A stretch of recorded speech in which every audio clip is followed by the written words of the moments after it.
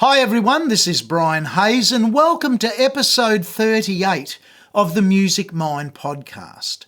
Today my special guest is Jacob Davis from Georgia in the United States. Jacob is a master acoustic guitarist. He does his own arrangements of original songs and of hit songs from the past and present. Please enjoy my conversation with Jacob Davis.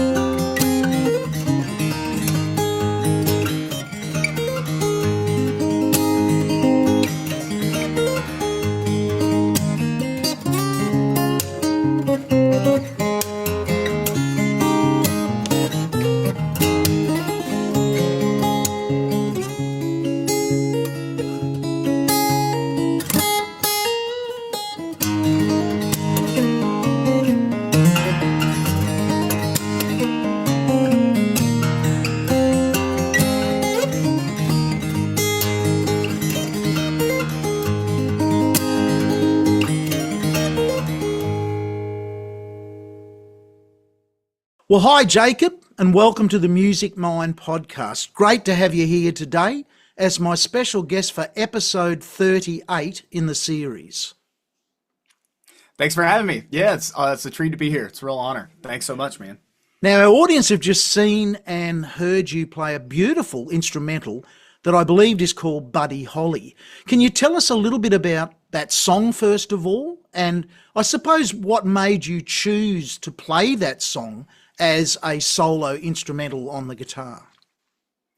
Yeah, that song is by a band called Weezer, which ironically has probably the least to do with acoustic music of any band I've ever chosen to cover. Right. So I don't really know why how that came about, but I could tell you, like, from my experience, when I try to choose songs, one thing that moves me is songs that have multiple melodies. You know, like I mean, there are some songs that sort of have one refrain or two motifs, but that one, it really does have a bunch of really distinct sections. And yeah, it's kind of a '90s, grunge rock song. So it would be heavy electric guitars, and so I don't know, something about the melody I think has always just kind of captivated me in a way. Well, it's a classic. It's such a beautiful melody, as you say, and that's an interesting background there, that it hasn't come from an acoustic background, but you've obviously heard something in that song where you've sat down and thought, I can do something with that. Now, the other thing about it is it's a very beautiful guitar you're playing, and I believe you might be holding it there now. Can you tell us a bit about that guitar, the brand, and just a little bit about it? It's such a gorgeous looking instrument. Yeah, well, the first thing I always like to do when I show this one off is flip it around. It has this really beautiful, I believe it's called quilted mahogany, and it's just a lovely flame. This is made by a great guitar builder over in Tel Aviv, and it's B&G. So the brand is B&G. Okay. So you can find them online. This is their orchestra model, and I'll say, I don't know if this is part of answering your question, but one of the nice things about being able to make videos for the internet and playing guitar is that, B&G actually reached out to me and said, hey, we would love to put one of these in your hands if you would play it. And that's just been an honor, because I couldn't convince 12-year-old Jacob that was even possible. So this has been a treat, man. Really. Well, this is something I do want to explore too as we have the discussion, because you are doing some great things on the guitar, and the guitar is the most common instrument in the world.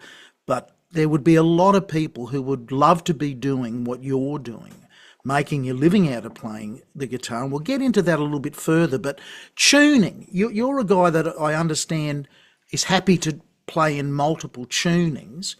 Do you remember in Buddy Holly what the tuning was that you were using? Yeah, it's just a regular old drop D tuning. So everything would be standard except for the low string would be a D. If it was in tune, it would be a No, D. that's okay. Yeah, no, that's okay. And Yeah. yeah, another question which is, I think, really relevant is, like a lot of the great guitar players, Tommy Emmanuel and all these type of guys, you're a frequent user of the capo. Not because you don't know how to play, a B minor chord or whatever, but can you talk a little bit about what where to put the capo and your decision that in this song I'm going to use a capo. Talk a bit about that, your use of the capo. Yeah, I think it might surprise people to find out that the answer is not altogether that mysterious. But the primary reason is when I'm arranging songs, I'm always attempting to be in the original key of the recording I'm referencing.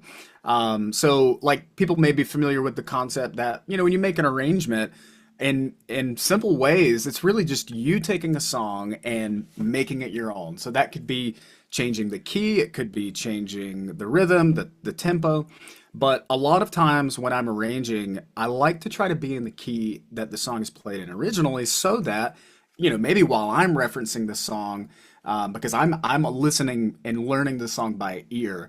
So it would be quite tricky to go through the process of picking it out and then putting it in a different key. I don't know if that answers your question, but I'm capoing like in Buddy Holly, for example, because the context would say if I played that song as Weezer was playing it, they would be tuned down a half step. And so in that video, I've capoed at the first fret to play in the key of A flat, which would be again how they would be playing. They would be thinking and playing in A shapes, but a half step down. Yeah, okay. And I'm a guitar player too. I play a lot of instruments, but guitar was my first instrument when I was 8 years old. I find when I put the capo on, even after, 55 years of playing the guitar, I often get lost in the positions because I'm largely a standard tuning player and those position dots are gold for me. Can you just talk for a bit about how do you deal with that? That, the third fret's no longer where the third fret position dot is. How do you deal with the changing positions that the capo forces you to deal with? Yeah, that's a great question. I actually like that you pointed out the dots because I think if you think about a lot of guitars, there are variations to, where the fret markers are. I mean, if you've played nylon, which I'm sure you have, a lot of times nylon guitars don't even have fret markers. I don't know if that's Correct. been your experience. Yeah, no, hopeless. Yeah. And I'm lost. I'm lost without them. So like one easy thing that I recommend to all of my students is that the fret markers are great guides to be able to navigate the neck, but whenever I'm capoing, I'm really, really trying to simplify just what I can feel with my left hand. So, for example, you'll notice if you watch a lot of my videos, I mean, of course, I'm doing a lot of moving, but there are just a handful of times that I might completely change positions. So I Okay. really love and try to recommend for folks to really memorize positions with their eyes off the neck, so that when you do capo, you're not as reliant on the visual component, even though it's still certainly part of it. But trying to stay in position as much as you can, I think it just makes it easier. So, in Well, I my think opinion. that's great advice. Now we're going to hear you play a whole lot of songs today. Your clips are quite short because of the nature of social media that you live in. The next song I want to play is a great song called Going, Going, Gone. Can you tell us a little bit about this song? And also, you're on a different guitar this time. If you remember what guitar it was, just tell us a bit about that. Yeah, so in the States here, we have a really popular country artist named Luke Combs, who's kind of worldwide. But the song is originally by Luke Combs, and it already has a really nice guitar part that would kind of remind you of I would say a real simple Blackbird kind of esque thing. Yeah, And yeah. man, I've always just been so inspired by that song. I also would say, I don't know if this is in the same direction as what you're asking, but I always choose songs that I genuinely like. Songs that either have a lyrical content that I appreciate the story or something that moves me. It doesn't have to always just be the melody, but I've just always thought this is such a well-written song. That's your guitar there, is it? Yeah, That you used in it? Yeah. I want to say that this was the one that I used in that one, and this is one that I go to a lot. This is a Martin. It's an HD 28, and this was made in the year 2023, so it's relatively new. Yeah. And I go to this one all the time. This is the one that I would say like I wrestle with. The Okay. Martins are a little harder to play. That's, So yeah. Okay, let's have a look and a listen to Going, Going, Gone.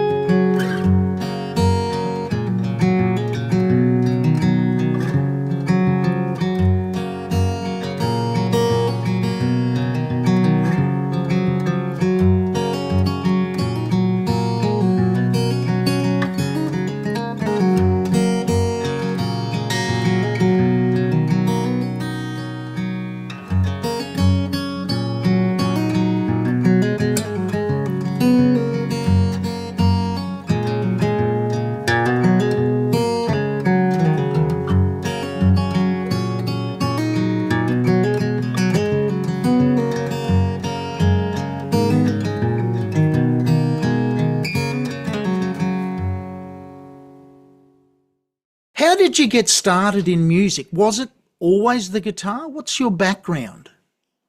yeah, I started as a bass player, and I think like most people, beginning on bass, you really think it's going to be a lot cooler than it is. So you think you're going to get a lot more girls Okay. than you really do. Yeah. So being candid, I started because I loved a band called Green Day, Oh, yeah. and Green Yeah. Day is been around for a long time, but my favorite person in that band was the bass player, a guy named Mike Dirnt.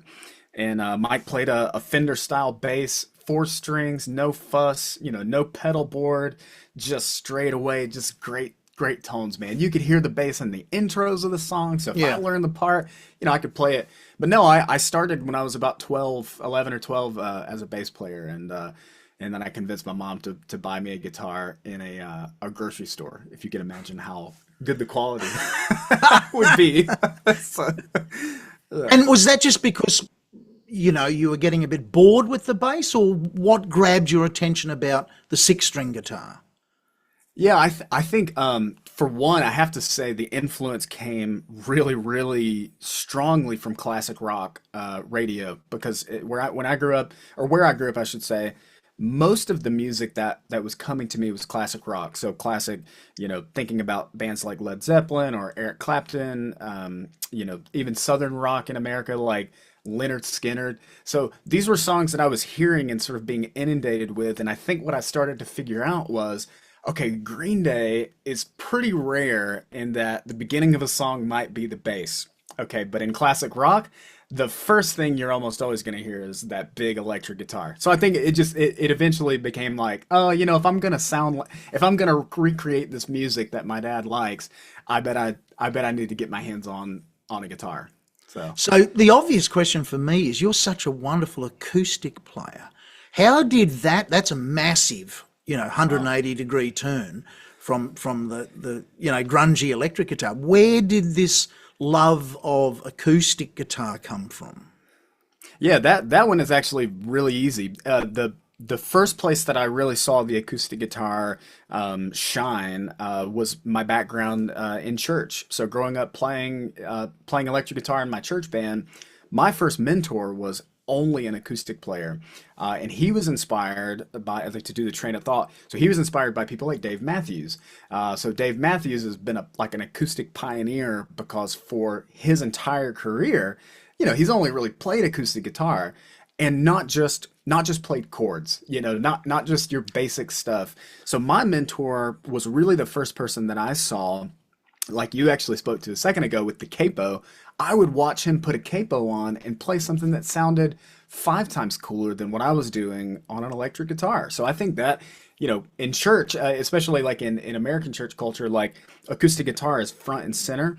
Usually the person who is leading the music, they're playing an acoustic guitar. So I think I just was really drawn to it from that initially. That's interesting. Now, are you essentially self-taught, or have you had some professional help with your career there? Well, my wife definitely says that I do need professional help. I don't know if that's I'm not sure if Outside it's of the music. same. That's Yeah, right. I don't know if she's talking about chords, but No, so okay, yeah. so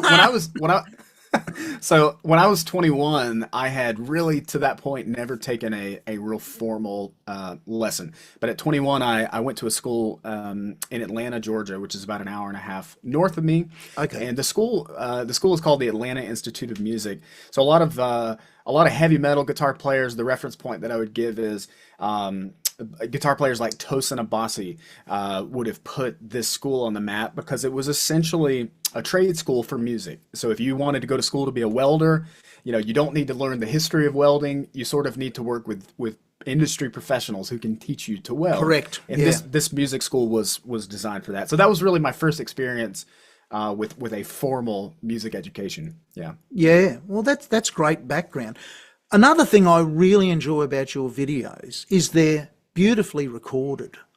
Now, you're in, looks like a great little home studio you've got there, but a lot of yours videos seem to be just shot in the living room or somewhere they're not in a professional studio. Can you talk a little bit about the equipment you use? You've got a beautiful microphone, a consistent microphone. Talk a little bit about how you get that classic, organic acoustic guitar sound on your video recordings. Yeah, well, I'm gonna file that away for when I'm ever feeling a little bit down on myself about my sound because I think my first piece of advice would be kind of to the line of what you said is just, hey, like you're going for a really classic acoustic guitar sound, which means not a lot of processing, shouldn't be a ton of reverb, shouldn't be a lot of overthinking. You may be familiar with this too, being that you're ingesting media, you're ingesting videos on social media. Most people are holding their phone when they're listening to your product. So Yes, how much does it really take? How much does it matter for you to over process and analyze when somebody's really just going to be standing in Starbucks and watching your correct. video on phone speakers? So Yep. to me it starts with the mic. So the mic is the most important thing. I have in the last maybe 2 years begun to use this Lawton LA320, which is a tube condenser mic. It's a little more expensive. I would say like they probably range from $700 to $800. For years, I actually, if you go back through my stuff, I used a Sennheiser, well, no, not Sennheiser, an SM81. So that would be a Shure, I believe. Sure. Yes. Yes. Shure at Sennheiser, one of the two. You can see how much Yeah. I know about Yeah. it. Yeah. Yeah. Yeah. So the SM81 is just a great mic, and I think really to summarize would just be whether you're using an SM57, an 81, some sort of a microphone placement really matters a lot. Just making sure that the mic is where somebody is how somebody would be receiving the data. So if you're gonna record, don't put the mic too far to the body, don't put the mic too far to the headstock. Kind of try to center it up and yeah, and give yourself a nice room. And some like this is my home studio, but my house, which is just on the other side of the property here. I actually found that our living room sounded the best because it was really open, and there was also like some sound absorption from the couch, so it would kind of get a little studio Yeah. effect.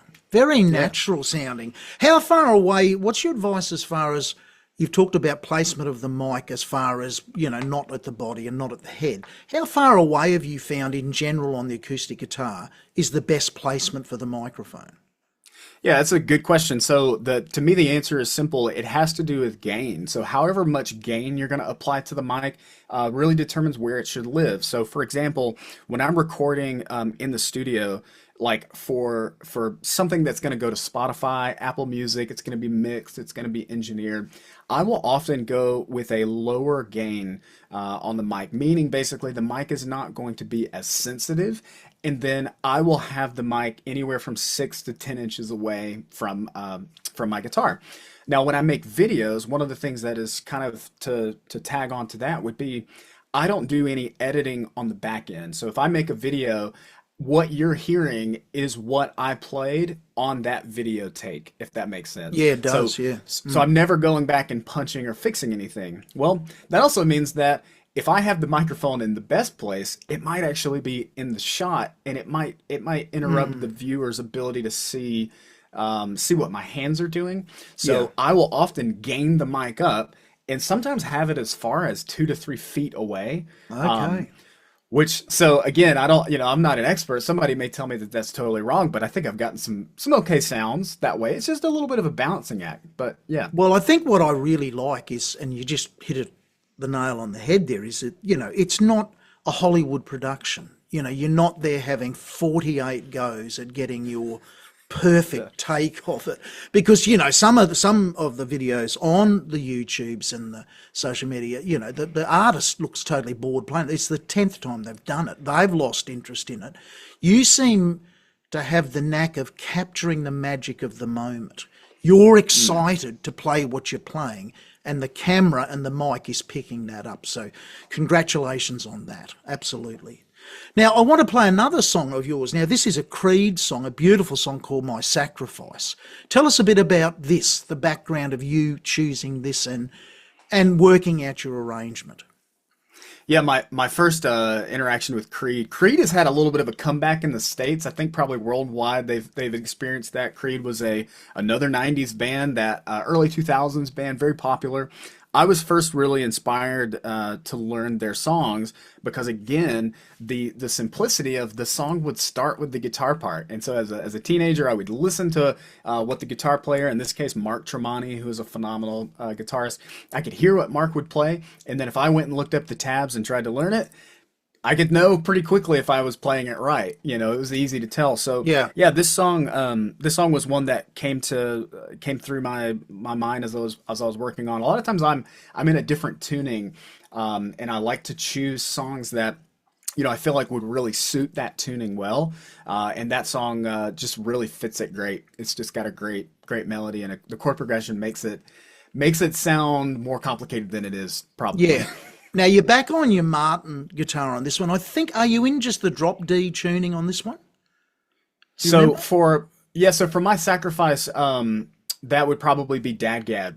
Yeah, probably Dadgad. So the main difference between drop D and Dadgad, would just be that strings 1 and 2 also get lowered a whole step, and so it Okay. just kind of opens it up a little bit more, so it's a little more full. Yeah. Okay. Let's have a look and a listen to My Sacrifice.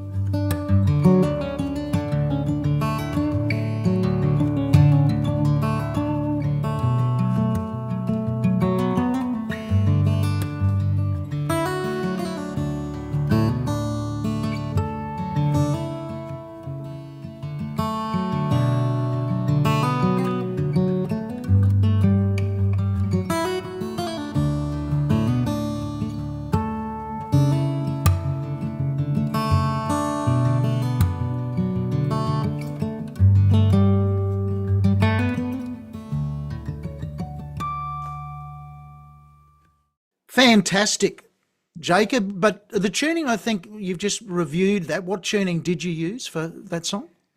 Yeah, so that one is open D. So the only difference there between a dadgad and an open D would be that our third string goes down another half step, and kind of like I mentioned a second ago, it really makes it so that like all of those strings can ring open and be nice and full because that song is in the key of D, and so it just felt like a natural fit. You are certainly online, you are almost exclusively an acoustic guitar player, but I do want to play a little snippet of one track where you do the burn solo on a Squire Telecaster, just so that we can see that you do actually play electric. You said you more or less started out on it. Before we watch this, and we'll just have a little bit of a look at it, it's a classic sort of Telecaster solo. You don't use a thumb pick when you play acoustic guitar, and I notice your right hand thumb is quite significantly pronounced. When you play with the plectrum, do you find you've got to be a bit careful that that thumbnail doesn't sort of get in the road of your plectrum technique? Yeah, that's a great question. I would wonder if people are familiar with a style of pick called the blue chip. Okay. And this is a blue chip. This is quite a large pick, Yep. so I could find one for reference in a second. But it really makes it so that I don't know if you can tell, I'm gripping that pretty much where I would normally have it, and you can just barely see my nail over the back. Yes. So I think Okay. having a big pick makes a big difference there for the thumbnail not getting in the Not to way. get Yeah. get caught. Okay, let's have just a quick look at you playing a great electric guitar solo here on your Telecaster.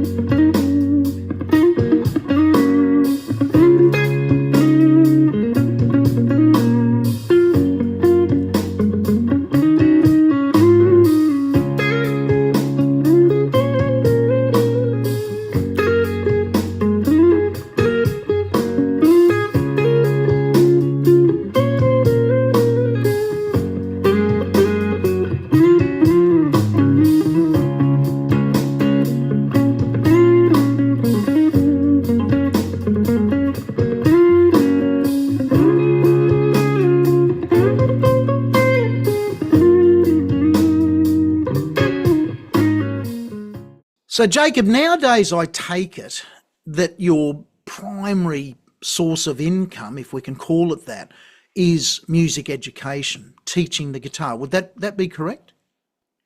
Yeah, absolutely. Yeah, definitely over probably 50 to 60% of my income is all from teaching. Yeah. And you do a combination of online teaching, pre-recorded lessons, I guess. I notice people can buy your arrangements as a preset sort of lesson, but you also, I believe, do one-on-one teaching online, Zoom or whatever, and also probably locally some in-person teaching.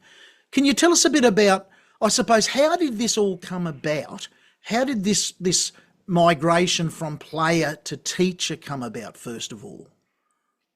Yeah, well, it really became apparent to me that if I ever wanted to transition out of the regular workplace into doing music, my wife, who was my fiance at the time, actually was the real driver. She was very inspirational. She said, if you're ever going to make this happen, you probably want to do it now. We didn't have, we don't have kids, we don't have a mortgage. If you're going to try it, go for it. And the first thing that became apparent was, okay, so if I'm just going to be a player, then that means that I'm most likely going to run into a problem a lot of professional musicians run into, which is I'm going to have to play events I don't want to play. I'm going to have to play gigs that are just not inspiring. I'm going to have to be out late every night, miss every Friday, Saturday, for the next 5 years and try to make a living. Correct. But and that's again, I don't think that's a unique story. I think that's where a lot of guys find themselves. No shame. If it's something you enjoy. But I'll be honest, my life is not entirely revolved around my work. At least I try not to make it be that way. So I find a lot of fulfillment in teaching because teaching really lets me open a door for somebody who wants to come into the craft or the skill. So I love that already. I'm inspired by that.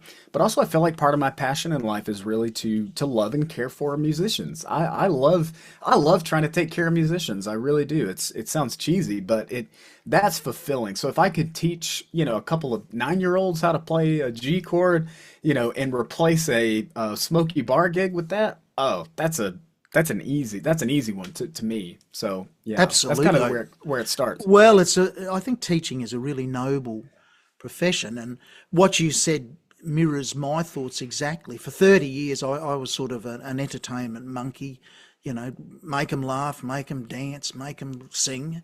And I think you're either born to be an entertainer. I know I never was. I never wanted to be, an Elvis or an entertainer. But if you put yourself out there in that little rat race, well, that's what you're being paid to do. And what you're not saying, at least, and you could clarify too. I don't think you're saying that, every day you go to teach, you're enjoying it, loving it. Like, of course, there's still elements of that you have to kind of fight for it. But I think if I'm hearing you properly, it became clear that, hey, if I'm gonna make a living doing music, I better find a way to do it in a way that is fulfilling to me. It's not as if you're trying to say everybody should do this, nobody should be an entertainer, but you've met people who you go, man, that guy's an entertainer. Oh, That gal is an entertainer. He has no business being in the lesson room no. because he's just gonna, he's not gonna be happy, right? And a good example of this is the great Tommy Emmanuel, who has lived for the last 20 or 30 years in Nashville, but we all always still call Australia home with Tommy. He just Yeah. openly says that he lives for the stage. He was literally born on the stage in his family's travelling little music band. And in an interview, someone said, "Don't you get sick of the stage?" He said, "That's where I feel at home. I feel at home making people happy as a performer." So whilst he's recognised as one of the greatest acoustic guitar players of all time, he doesn't actually see himself as that. He actually sees himself as a performer, which is very different to how I feel about music, but it just hits what you said. Everyone is different. Everyone's perspective is different. I just want to talk a little bit about your process or your journey in monetizing your social media. Now, you've got something like 137,000 followers on Instagram, which is something to be proud of. I imagine that's built up over many years of constant posting. How have you used your social media, I suppose, influence? I don't know whether that's the right word, but what's been your journey to monetize that profile that you've worked hard to build up? Yeah, well, let me make another pitch for teaching for a moment because I think this would inspire hopefully somebody. I had a lesson probably 4 years ago where a student, a young kid, walked into my lesson room and said, "Have you heard of TikTok?" And I said, I've heard of it, but to my knowledge at that time, TikTok was for kids that did little dancing routines. And I told my student, I said, I'm a 28-year-old man. Like I have no business. I have no business on this app, Yeah, Brian. I was like, yeah. what are you talking about? Okay, but I learned something that day that I haven't forgot, which is the kid, the young person who told me that. Let me paraphrase what he was really saying. People will connect with you and they want to, and here's how they'll do it. It's this is just the avenue. Yeah. No, nobody in the 60s was saying, gosh, I just hate that we have to put our music on records. If we could, That's if we only We had can only some, see them if we could see them. yeah, Yeah, that's right. no Yeah. one was saying that, of course, right? No, But no.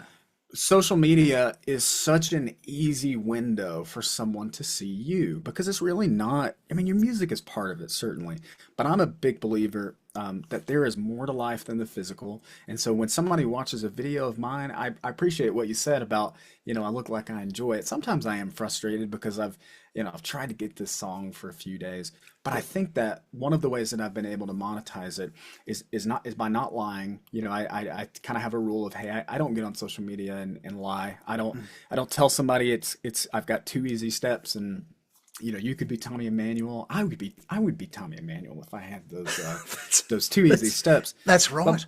Yeah. but my biggest advice would just be, your social media is really, really a lot simpler than you think it is. So to monetize, I connect with new students via social media. I just make it real simple. Hey, I teach lessons. Here's a link you can visit. Hey, I make arrangements of songs. If you'd like to buy a lesson for that, here's how to do it. And then there's a certain amount of things like I mentioned with B&G at the beginning.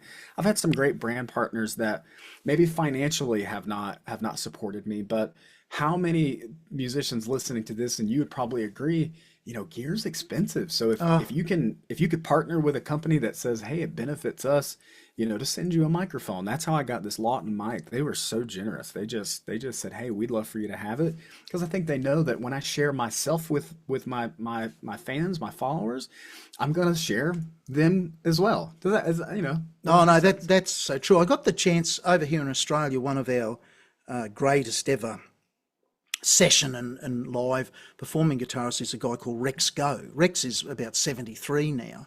But when I did the podcast with him, he's got a room full of guitars. And as we started talking, he said, "Oh, Ibanez gave me those three guitars when I was touring with Air Supply." Someone else Wow. gave him that guitar. And I said to it, Rex, have you ever bought a guitar? And he just laughed and he sort of said, oh, the SG, I bought the Gibson SG. Like, it's Yeah. interesting, like you say, it's different, isn't it? You know, if you've Yeah. got a profile, equipment people are interested in you too. And I think that's a forgotten avenue. Maybe not so much of revenue, but again, it adds prestige. You know, the fact that, well, you've got a beautiful guitar over there, the B&G guitar. Well, you probably would have never, ever come across that guitar in your life. Yeah, and I will say too, the monetization part, it's actually something that I try to be really transparent about. I'm still learning in this area because while I do work full time in music, in a capacity that might involve some small amount of touring, and I support artists a lot with tours and events. But if I'm not on the road or if I'm not teaching, the direct way that I make money, like I mentioned, is if somebody wants to purchase something that I've made. So my goal would be, if I talk to you again this time next year, I think I might have a slightly different answer for.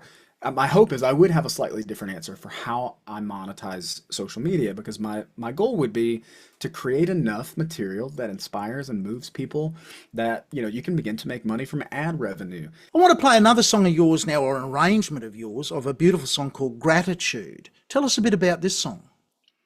Yeah, gratitude is one of those songs that I think if you could also think back in your life of songs that, man, it feels like you've heard it 1,000 times, but every time you hear it, there's either something new that comes out, there's a way that it moves you, and gratitude is actually a very popular Christian hymn.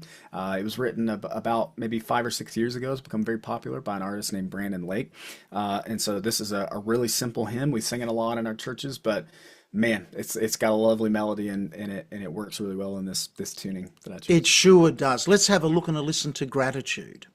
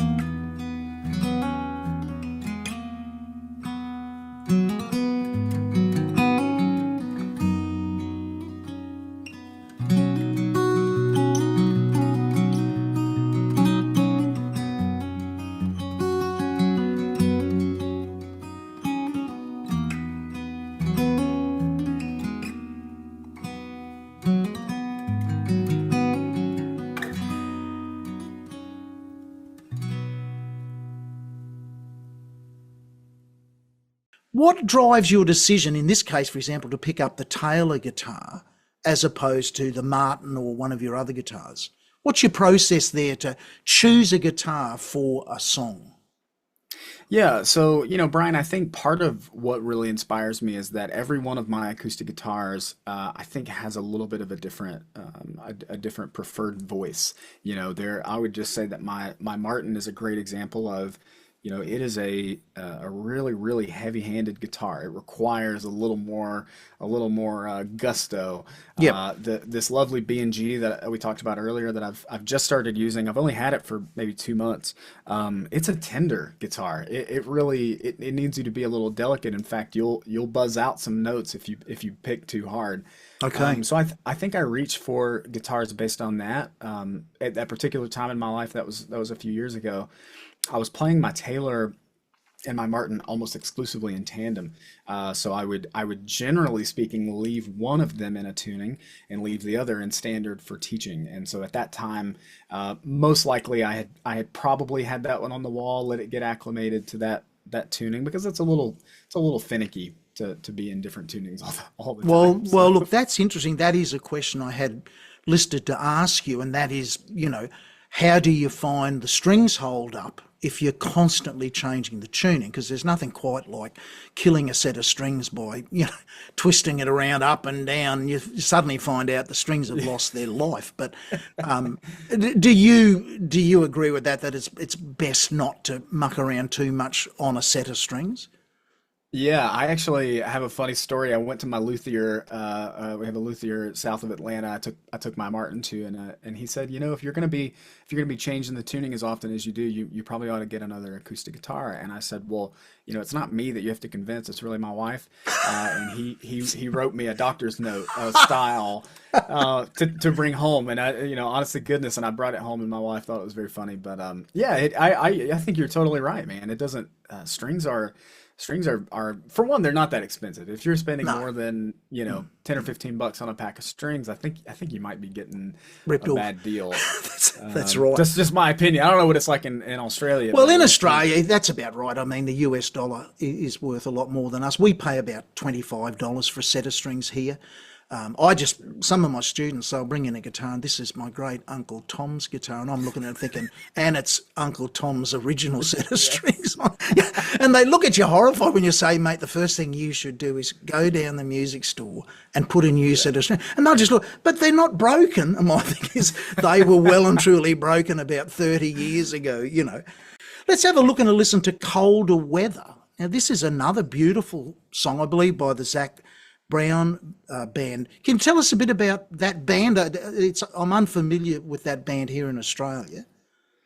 Yeah, Zach Brown has been a real popular American country music singer for probably the last 10 or 15 years, and Zach was probably one of the first country musicians that I heard in the modern era really play the acoustic guitar as the front and center driver. And so this song "Colder Weather" actually is a piano feature. So if listeners would go listen to that record, it's beautiful, but it's piano. And I often will go to piano songs for arrangements because I think I don't know, I just think they're really a good challenge. Sometimes it's hard to pick piano songs out, and Oh, this one is one of those. Yeah, beautiful. absolutely. Now I noticed you're playing your Taylor again on Yeah. this track. It's the same guitar as on Gratitude. Let's have a look and a listen to Colder Weather.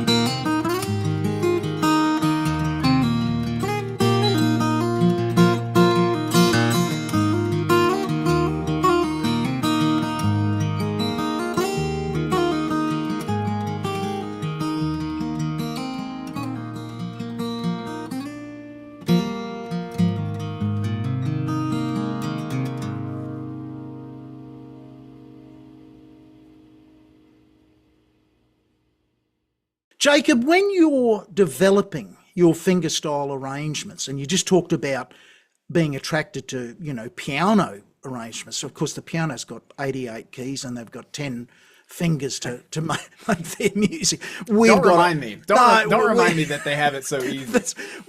I don't know about easy, but we've got a much more restricted sort of instrument. Tell us a bit about what's your process. You can hear a song in your head you want to do an arrangement of, but I'm sure it just doesn't happen overnight. You don't just click your fingers and hello, here I am. How magical is that? What exactly is your process, I suppose, from start to finish of developing your own fingerstyle arrangement of a melody? Yeah, I'm so thankful that you asked that because it's actually something I've been thinking a lot about how to try to condense my own process. I certainly didn't invent acoustic or solo guitar arranging. We look backwards, for example, to people like Chet Atkins, who, Chet Atkins had a phenomenal skill set that was so varied, and he was really a multifaceted player. But Chet was really one of the first people, I think, to really pioneer the concept of just having the melody on the top. So it could be something as simple as playing a chord progression, but the very top note that keeps getting hit is the vocal melody, right? Yeah. So it always begins to me with, is the melody captivating of a particular tune? And I like that you mentioned that piano players have 10 notes at any given time, but if you think about it, I've always felt like it's not so much the amount of fingers that gives the pianist the advantage. It's the fact that they have a sustain pedal, which could easily double and triple theoretically the amount of notes that you could be hearing at once. So we're really outgunned there on guitar because no matter how I slice it, I can have six different pitches happening at once. Absolutely. Exactly at once. I mean, am I wrong? I mean, Absolutely. that's always been my perspective. So. For example, like I arranged a Queen song in one of the most popular songs ever in Bohemian Rhapsody. Yeah. And Bohemian Rhapsody was a personal challenge, not a social media goal, but really a personal challenge that Yeah. eventually, that's how actually a lot of my songs start. I just go, man, I wonder if I could get all the parts of this tune onto my six strings. So it always starts that way, really, with a personal vendetta against that song. Do you chip away at it a bar at a time or a phrase at a time? Or do you go to what might be the easiest section of the song and have a low hanging fruit moment, a little win there? What if there is a process, what is your current way of dealing with it? Yeah, Nashville, Tennessee songwriters would say this phrase a lot that I've heard, which is don't bore us, get to the chorus, which is Great. yeah, Yeah. don't bore us, get to the chorus, and that actually is my philosophy. I will often begin an arrangement by trying the chorus or trying, let's say, just the significant part of it, because it is almost all for naught if the song arranges beautifully for the intro and the verse, and the chorus or the part that is recognizable doesn't translate altogether that well. So I tend to think about, yeah, the first part of a song that almost always catches in my mind will be the chorus. And so, yeah, my first step, I like how you said chipping away. That is really true, because I often will begin arrangements very early in the morning. I've just had a cup of coffee. My wife is still asleep. I'm sitting on the couch at low volume, attempting to just see what can come about from the idea of a song. And it almost always just begins with, hey, can I just get the melody of that chorus? If I could get that chorus melody, I think the rest of it should fall in line pretty well. Absolutely. I love that, the Nashville songwriters quote. I've never heard that before, but it's so true, isn't it? Let's have a look. This is a beautiful song called One Last Breath. You're back on your Martin. Can you tell us a little bit about this beautiful song? Yeah, One Last Breath, same composer as My Sacrifice, which is the first one that we looked at. That song is a really really classic electric guitar repertoire tune, because it has a finger picking part, which is not altogether that characteristic of 90s and early 2000s American rock. So Yeah, Mark Tremonti was just such an innovative player. He had such a vast array of skill, and One Last Breath would be one that I actually, back to the social media thing, people would comment often, try this song, try One Last Breath, and had always loved it, but again, it was a challenge. I said, I wonder if I could do it because it's in standard originally, but I arranged it in open D, and so yeah, so it was. Okay, let's have a look and a listen. This is a beautiful song.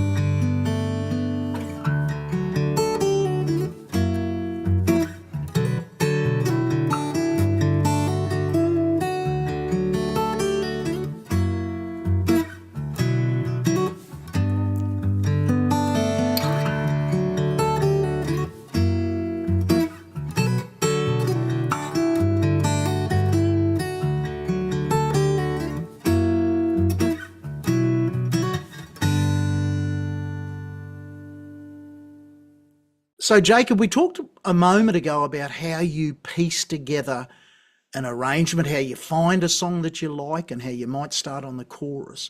When you've got it all together and you know it's performance ready, whether that's to play for someone or just to play to a camera and then share it with hundreds of thousands of people around the world, when you're actually in the moment playing it, what's going through your mind? Don't cough normally. It's my first thought is almost always like don't cough. Lord, please don't let my dog bark. No, But and aside from the environmental distractions, as a musician, I suppose what I'm getting at is, are you yeah, in the mechanics of the moment? Oh, geez, I've got to go and get that D minor seventh next, or yeah, or are you more or less in your audience's chair, yeah. observing you performing to them? What is it for you?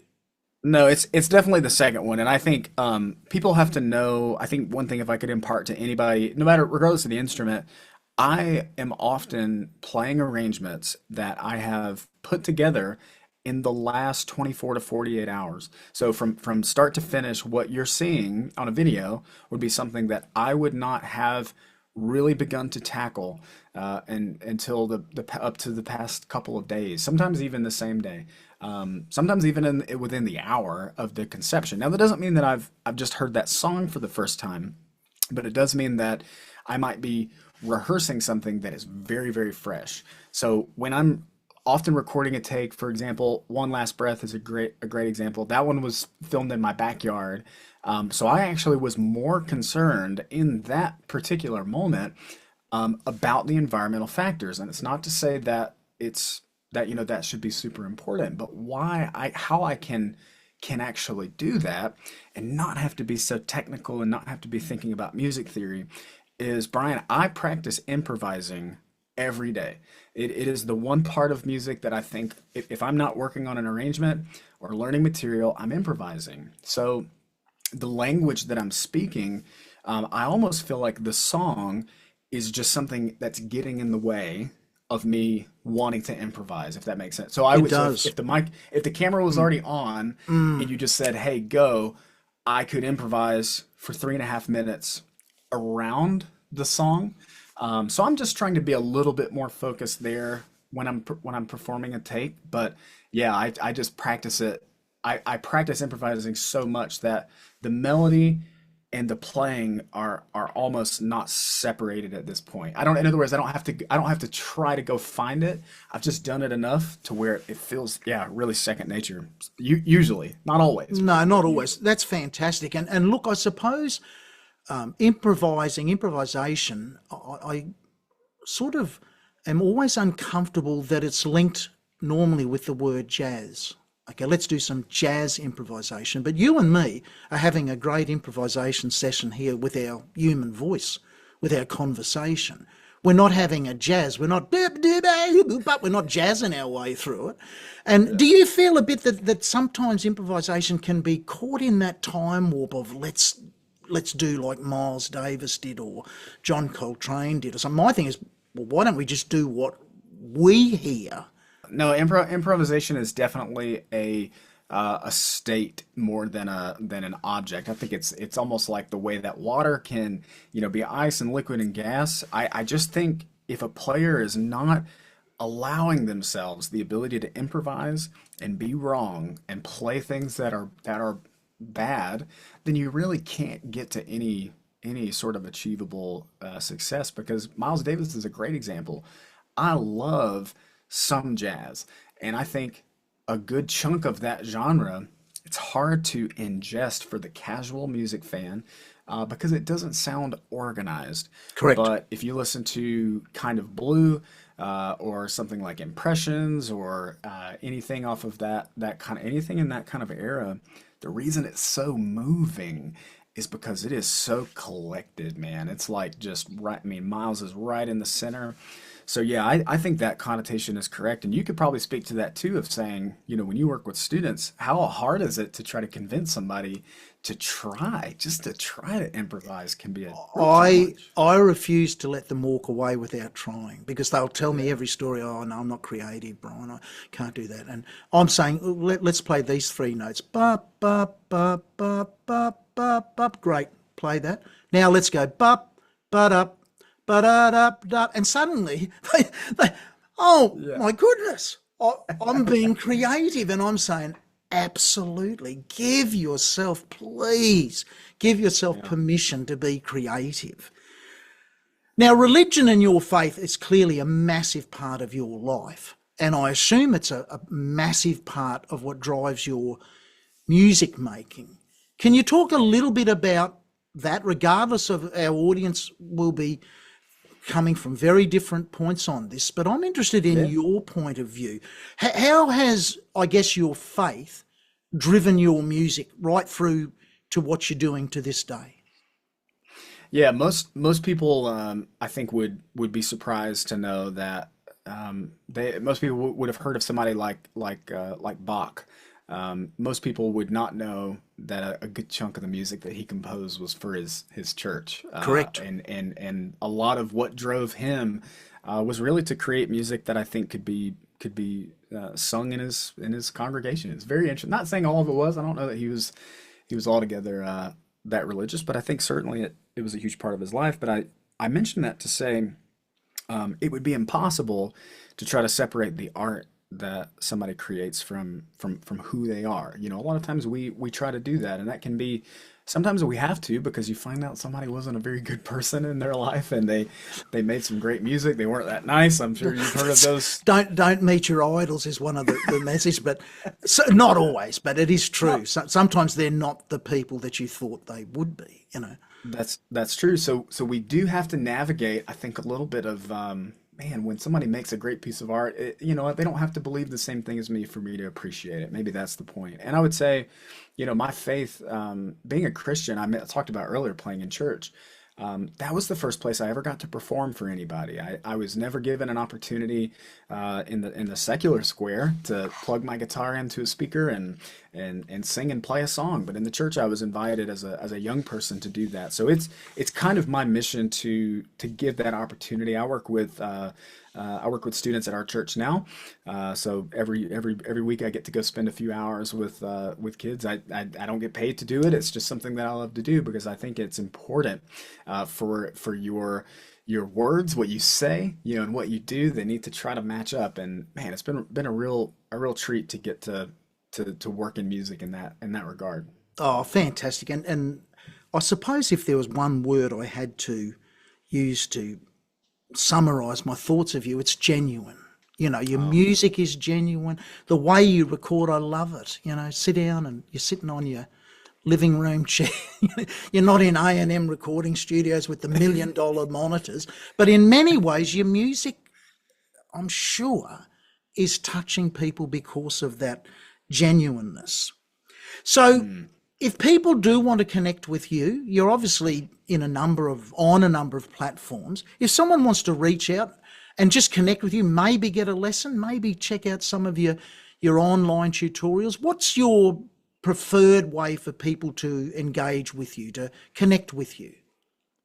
Yeah, man, I love for people to send me emails and text messages, and so much to my I guess that's a little bit of a risk, but if you go to my website, it's just jacobdavisguitar.com, and you can send me an email. I've got a couple of different avenues, but so fortunate to get to connect with people through the medium of the internet. And I don't know if you're like me, Brian. Sometimes I don't get to an email the same day, but I promise you that it's going to stay there until I say hello. So I'll be honored to get to say hello if somebody wants to reach out. What's your best piece of advice? We're recording this in early 2026. If you were talking to, and in your work you do get the chance to talk to some young people, you're talking to a young person who loves their music, they're probably still at school, but they may be 2 or 3 years away from making those critical life decisions of, do I become a plumber, a electrician, or a lawyer, or whatever. The school guidance counsellor probably isn't saying, be like Jacob and be a professional guitarist, an acoustic guitarist too, just throw that in. You know, what do you think would be your best piece of advice to a young person who sees what you're doing, and they may not be a guitarist, but they see what you're doing in music and they'd love to do something like that? What do you think you'd share with them? Yeah, I mean, well, I mentioned that I talk with a lot of young people, and I'm thankful. I'm 31, but I feel a little bit the elder to some of these people. But my number one suggestion to you is if you wait until you think you're ready, or you're good enough or skilled enough or talented enough, if you wait to put yourself out there, you're gonna be waiting a long time. You're never gonna have that day that comes along. You go, you know what? I finally got all the stuff I need. You really won't. But I guess to connect that thought there is, man, like if you can dream and imagine yourself doing anything else, you should go do that thing. I really believe it. Go, work a job. I've had to do that. I've worked in insurance. I've worked in some crazy jobs to support myself before this could become my job. But if you could imagine yourself doing anything else for the rest of your life, you should probably go do it. But if you go, man, I can't stop thinking about it. I got to figure out a way to do music. Then I don't know whether you know James Hill, the wonderful ukulele virtuoso from okay, Canada. James, and had a chance to interview James. His advice was exactly the same. His first thing he said wow, is, he said, "Look, I'm not being disrespectful, but if you think you can do something else other than music in life, you should go and do that." And I just said to him, mate, I totally agree with you. It's a hard road, but it can be a beautifully rewarding road. yeah. Maybe not so much financially, unless you are the next Beatles or whoever, but as you absolutely know, money's absolutely not everything in life by a long shot. We're going to go out with a beautiful song, which I think is the appropriate song to end this podcast on. It's a beautiful song called 10,000 Reasons. It sort of sits in exactly what we've been talking about. You're back on your Martin. You play it beautifully. I just want to say thanks, Jacob, for taking the time to be part of this series. It's been a really fantastic discussion, and you've shared a lot of great advice to the audience today. Well, thanks a lot, Brian. I just have to say, like, it's an honor to talk to somebody that really appreciates music the way that you do, and it's clear that your heart and your passion for what you do are coming through. I'm hearing that beautiful Australian accent, but really the thing that's more than clear is just how much you love music and people. So thanks for that. Thanks, Jacob.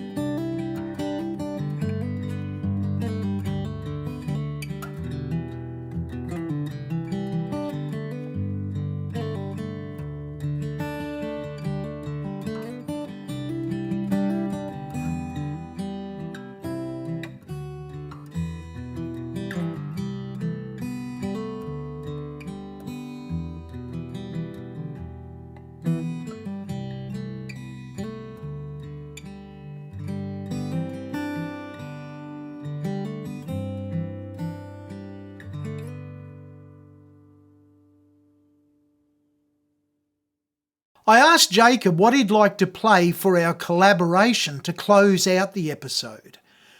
Jacob chose the beautiful song Georgia on My Mind.